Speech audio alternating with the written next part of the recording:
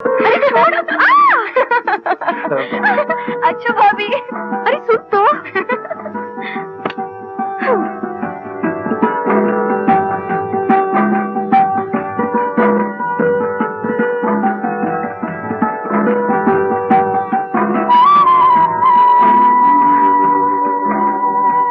इतनी देर किधर थी? क्रिकेट मैच देख रही थी? माँ के पास थी।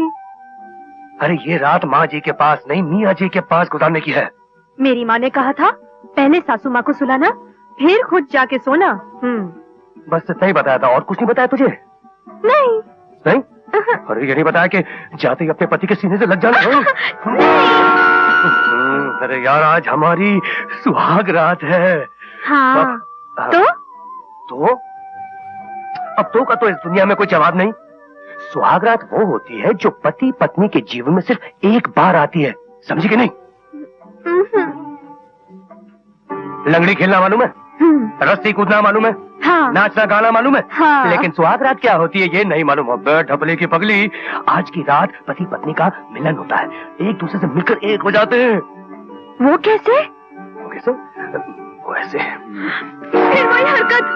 50 बार मैंने कहा तुमसे ऐसी हरकत मत किया करो। अरे बाबा, मैं तुम्हें बता रहा था कि पति पत्नी एक दूसरे से मिलकर एक कैसे होते हैं। तो फिर मुंह से बताओ ना, हाथ लगाने की क्या जरूरत है? अरे कैसी खामड़ लड़की है ये। अरे मुंह से बताने की बात नहीं है ये। अच्छा हाँ। तो फिर कैसे बताने की बात है? ऐसे चिपक के फिर वही, जाओ, मुझे नहीं मिलकर एक होना। तुम्हारे बाबा का राज है, ऐसे कैसे एक नहीं होना? इतना पैसा खर्चा किया, ढोल ताशा बजाया, हजारों लोगों को खाना खिलाया, सिर्फ एक होने के लिए, और तुम इनकार कर रही हो? वाह जी वाह, कोई जबरदस्ती है क्या? हाँ हाँ, जबरदस्ती है, बिल्कुल जबरदस्ती है। वो इसलिए कि मैं तुम्हारा पति हूँ। तो कर लो जबरदस्ती, मैं भी जोर जोर से चिल्लाऊंगी, सारा घर यहाँ इकट्ठा कर लूंगी। हाँ। चिल्लाओ, जोर जोर से चिल्लाओ, जोर जोर से चिल्लाओ, क्योंकि यहाँ कोई नहीं आने वाला तुम्हारी मदद के लिए, क्योंकि आज की रात तुम्हारी आवाज सुनकर कोई नहीं आएगा, क्योंकि आज हमारी रात है। देखो मैं सचमुच चिल्ला दूंगी। देखो मैं कह देती हूँ। चुप चुप करती है, चुप। मैं तो मजाक कर रहा था। अच्छा जा, छोड़ दिया, जा सोचा लगो, कभी नहीं होगा तेरे पास। कटी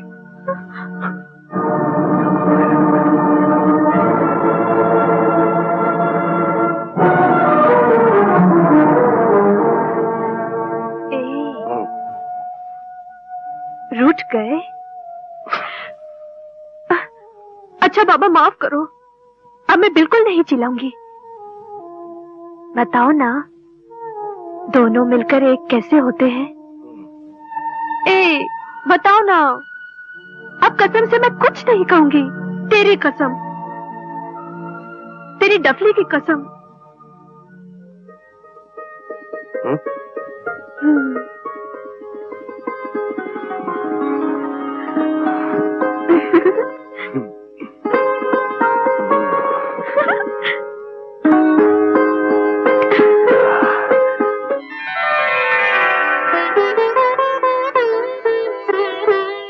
नमस्ते जेठ जी।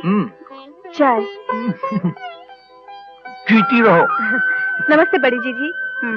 राहुल बेटे, ओ राहुल बेटे, अभी तक उठे नहीं? चलो जल्दी से मुंह हाथ धो लो, रसोई में तुम्हारे लिए दूध रखा है, चलो उठो।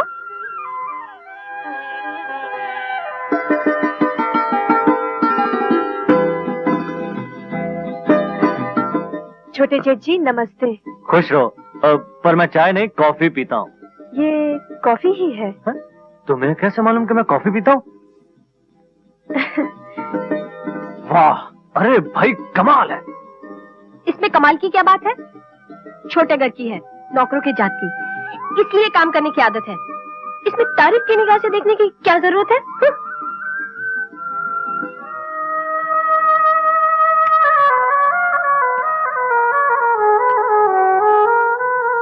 माँ जी उठिए। क्या मतलब? आप उठिए और अपने कमरे में जाइए, ये सब मैं कर लूंगी। दीजिए। अरे रसोई में काम करने का जिम्मा मेरा है, ये सब मुझे करने दे, तू जा। आज से तो ये मेरा जिम्मा है। चलिए जाइए यहाँ से। उठिए ना माँ जी। अरे तू मुझ पर हुक्म चलाती है? नहीं, हुक्म नहीं, मैं तो विनती कर रही हूँ आपसे। देखिए ना, आप ठहरी घर की सबसे बड़ी, आपको तो पलंग पर बैठकर सब पर हुक्म चलाना चाहिए, और मैं ठहरी घर की सबसे छोटी बहू, मेरा कर्तव्य है कि मैं सबकी सेवा करूं, है ना? अब चलिए, आप उठिए, उठिए उठिए, वो उठिए। माला, चलिए ना। अरे अच्छी बहू ब्याह कर लाया है गोपाल। घर में आते के साथ ही छोटे बड़े सब पर थानेदार की तरह हुक्म चलाने लगी। कोई बात नहीं? अरे तू देखती जाना, कुछ दिन में माँ जी खुद ही परेशान होके धक्के मार के निकाल देगी उसे।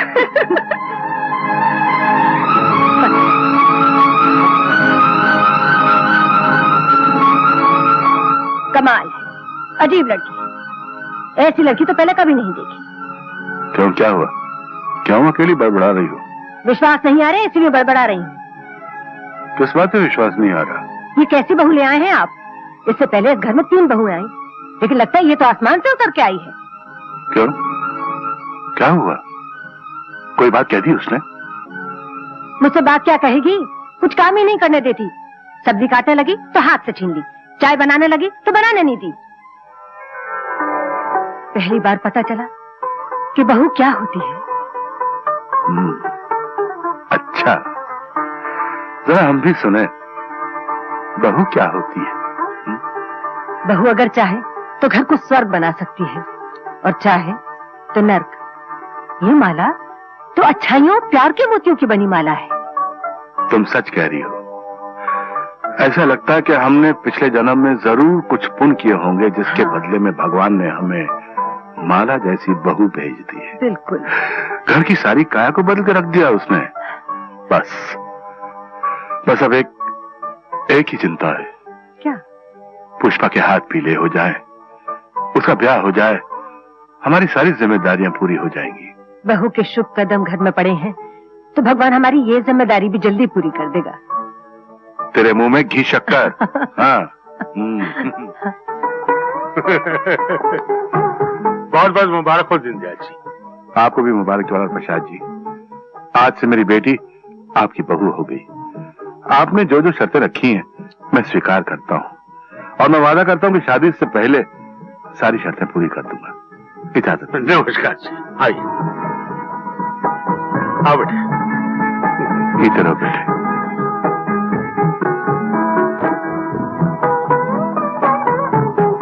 क्यों, हमने ठीक किया ना? बिल्कुल ठीक किया। अब सगाई कब होगी? जब तुम कहो, जब तुम कहो। प्रभु, आपका कोटि कोटि धन्यवाद प्रभु। बड़ी कृपा है आपकी, बड़ी कृपा है आपकी। हम सुखी घर, सुखी परिवार। एक ही तो बेटी है मेरी, उसके भी हाथ पीले हो जाएंगे। मैं कन्यादान करूंगा प्रभु। महान है आप।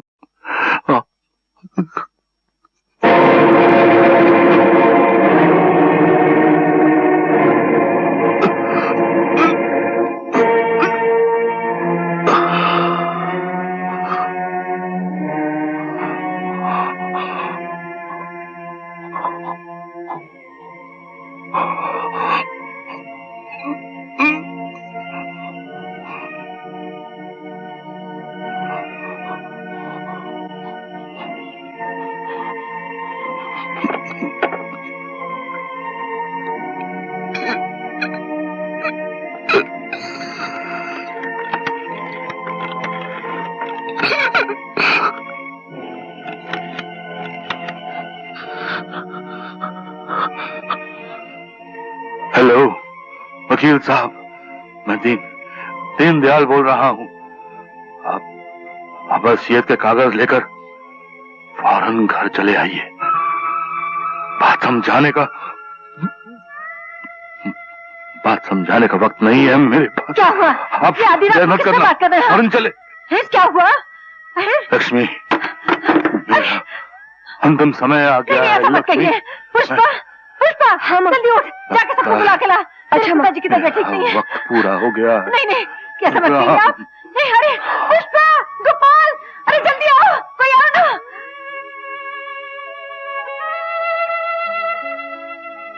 डॉक्टर साहब, इन्हें फौरन हॉस्पिटल में दाखिल करना पड़ेगा। He is very serious.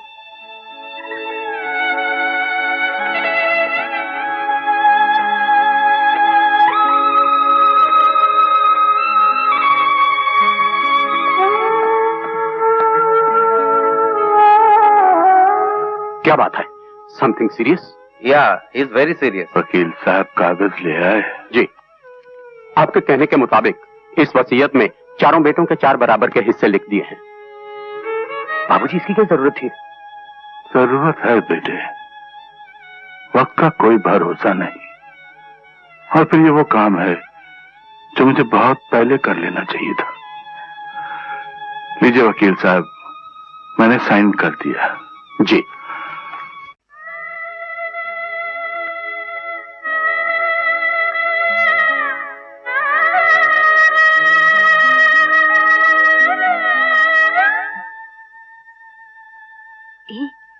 कल जो पिक्चर देखी थी ना, उसमें रेखा ने हार पहना था लंबा वाला।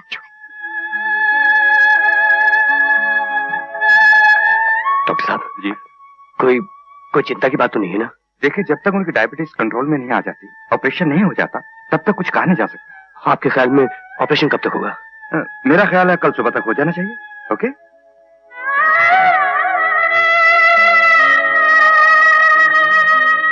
तो कल सुबह तक बोर होना पड़ेगा। मुझे भी फिक्र हो रही है। सुनो, इधर आओ ना, सारा दिन बात करते रहते हो। इधर आओ।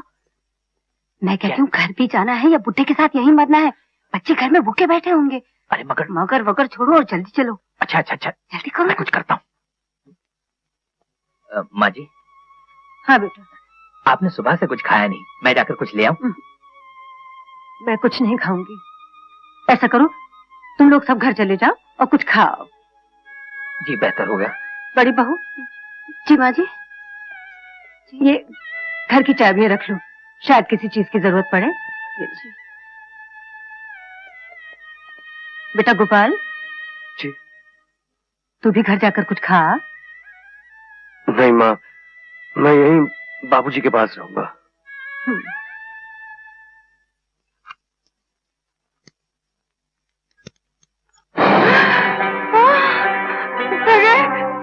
तो जलवा ही जलवा भाई।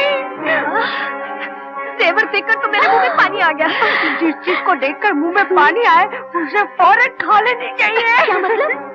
यही कि माल सामने पड़ा है, मिलजुल के आपस में बंटवारा कर लेते हैं। कहते हैं जो नहीं, अभी नहीं, बुरी बात है। पिताजी जब ठीक होकर आएंगे तो क्या कहेंगे? अरे कुछ नहीं कहेंगे। जिस हालत में पिताजी गए हैं, मुझे नहीं लगता वापस आएंगे। भाई आहिस्ता बोलो, लोग सुन लेंगे तो क्या कहेंगे कि बेटे बाप के मरने की दुआएं मांग रहे हैं। मगर बंटवारा तो करेंगे ही ना। याद नहीं, पिताजी ने खुद ही कहा था कि मैं अपने जीते जी अपनी पूंजी का 4 हिस्सों में बंटवारा कर देना चाहता हूँ। हम तो उन्हीं की आज्ञा का पालन कर रहे हैं ना। दीदी ठीक ही तो कह रही है। तो भाई मनोहर, तुम्हारी क्या राय है? नेकी और पूछ पूछ। गिरधर, जो सबकी राय वो गिरधर की राय। ठीक है, फिर कर दो बंटवारा। हेलो। ठीक है, फिर इसको 4 हिस्सों में बांट लेते हैं। अजी 4 हिस्सों में क्यों? हम तीनों आपस में बांट लेते हैं ना। हाँ। क्यों? और गोपाल का हिस्सा? अरे वो डफली बजाने वाला, वो नोट और जेवर की कदर क्या जाने। उसमें रुपए पैसे संभालने की बुद्धि कहाँ है? बिल्कुल ठीक, हिस्से 4 नहीं 3 होंगे। निराश मत हुई है माँ जी, मेरा दिल कहता है बाबूजी जरूर अच्छे हो जाएंगे। बहू, बस माँ जी बस, हम सबकी प्रार्थनाएं बेकार नहीं जाएंगी। भगवान इतना निर्दयी नहीं है। कुछ नहीं होगा, बाबूजी अच्छे हो जाएंगे। सब पहले जैसे हो जाएगा।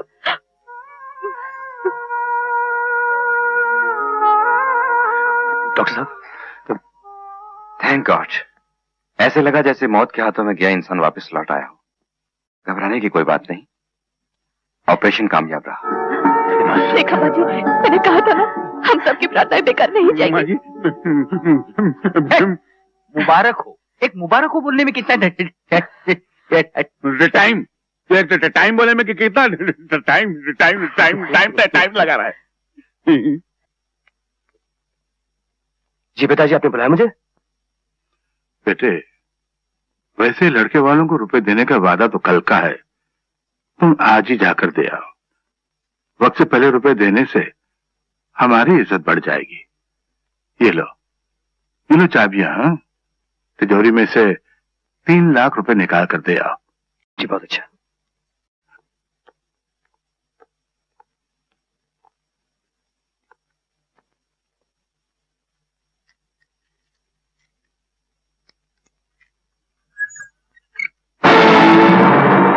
पिताजी, पिताजी इसमें कुछ भी नहीं है। क्या?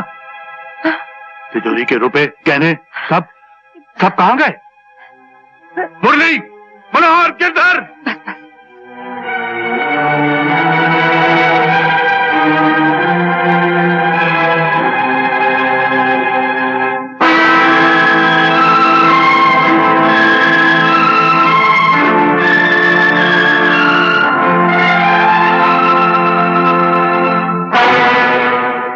मैं पूछता हूँ, तिजोरी के रुपए गहने सब कहाँ हैं? पिताजी, उन सबका तो हम लोगों ने आपस में बंटवारा कर लिया। बंटवारा?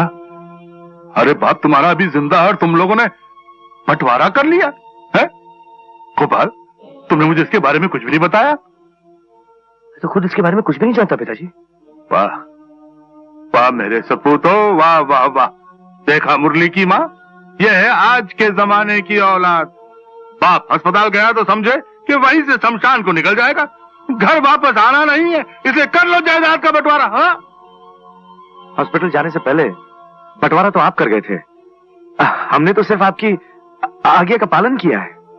अच्छा, मेरी आज्ञा का पालन किया तो ठीक है। अब वो सारे रुपए गहने जो तुम लोगों ने बांट लिए आपस में, उन्हें वापस तिजोरी में रख दो।